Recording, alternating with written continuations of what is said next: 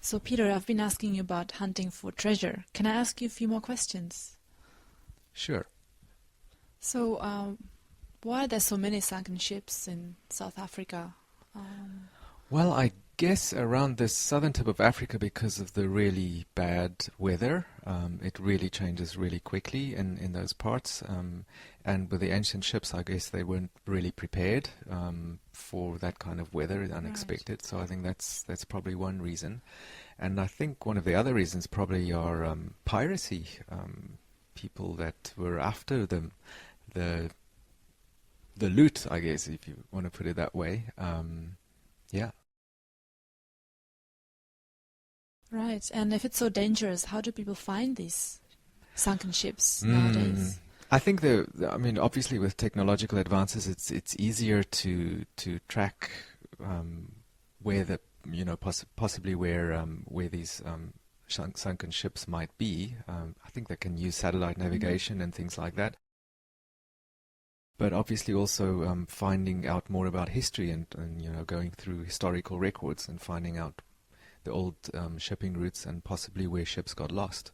And finding it that way I think is more easier than it used to be.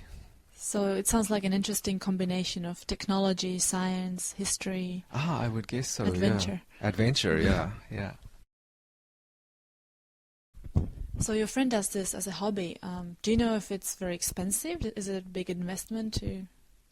As far as I remember what he told me, and I think it's really expensive. They formed a little company to start off with, but because it involves so much searching and basically doing historical research, also doing a lot of preparation, technological preparation, and first tracking, first finding places where possible finds may be, and then actually preparing equipment, and some of it's really deep sea diving. So it involves, I think, a lot of initial capital investment to get it going.